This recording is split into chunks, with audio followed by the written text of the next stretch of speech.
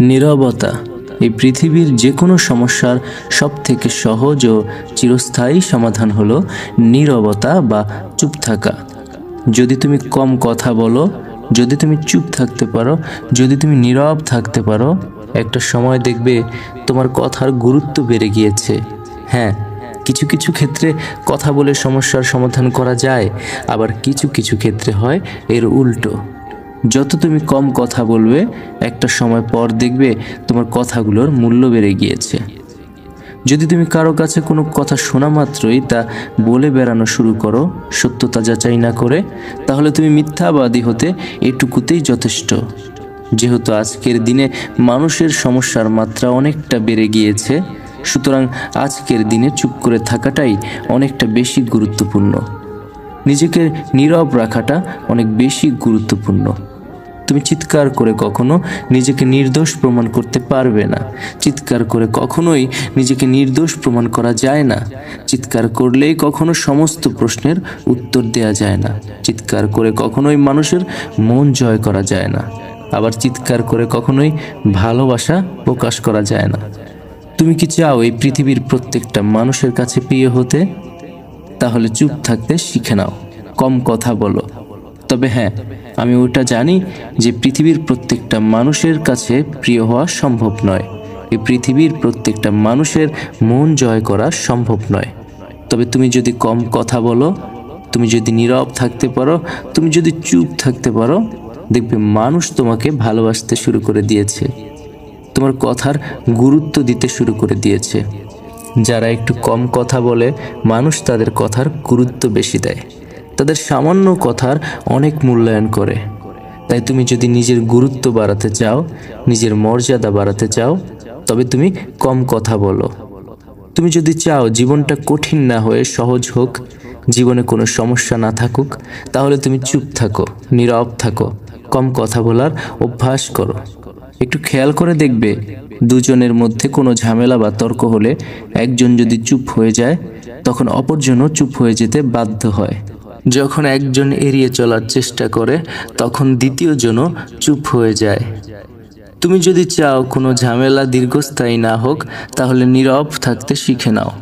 যারা তর্ক ও সমালোচনা করে, তারা চায় তোমাকে নিচু প্রমাণ করতে, নিজের সম্মান বাঁচাতে তর্কের মধ্যে কোনো কথা বলবে না।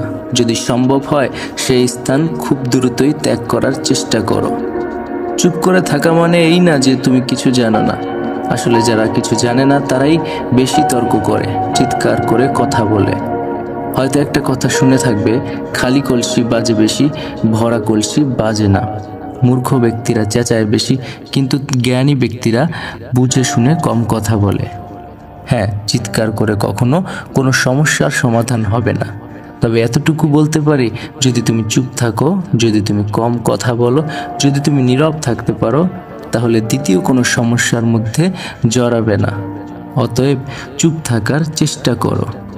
বিজ্ঞান বলে যে কোনো কাজ নাকি 21 দিন একটানা করলে সেটা অভ্যাসে পরিণত হয়। তুমি যদি 21 দিন কম কথা বলার অভ্যাস করো, একটু চুপ থাকার চেষ্টা করো, সেটা তোমার অভ্যাসে পরিণত হবে।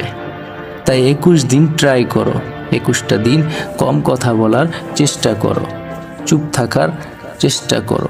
শোনো, তোমাকে বলি, যদি জীবনে কখনো কারো দ্বারা অপমানিত হও, লাঞ্ছিত হও, সে অপমানের মাত্রা যদি খুব বেশি হয়, তাহলে প্রতিবাদ করতে যেও না। যদি জীবনে কখনো কারো দ্বারা প্রতারিত হও, তাহলেও প্রতিবাদ করতে যেও না। মনে রেখো, এই পৃথিবীর সমস্ত প্রতিবাদ মুখ দিয়ে নয়, কিছু কিছু প্রতিবাদ কাজের মাধ্যমেও প্রকাশ করা যায়। হ্যাঁ, কিছু কিছু প্রতিবাদ কাজের মাধ্যমেও করতে হয়। প্রতিবাদ করা ভালো, তবে তা পরিস্থিতি বুঝে করতে হয়। হতে পারে তুমি কোনো এক স্থানে অনেক অপমানিত হচ্ছ, কিন্তু প্রতিবাদ করতে পারছো না, কারণ সেখানে সেই পরিস্থিতি নেই। তবে সেই স্থানে চুপ হয়ে যেও। মনে রাখবে, যুদ্ধে পিছিয়ে আসা মানেই হার নয়, সেটা কৌশলে সাজাবার আরেকটা সুযোগও হতে পারে। তোমার কি মনে হয়, এই পৃথিবীর প্রত্যেকটা মানুষ যারা তোমাকে নিয়ে নেগেটিভ ধারণা করে, তাদেরকে ধরে ধরে বোঝানো কি সম্ভব যে তুমি সঠিক? না, তা কখনোই সম্ভব নয়।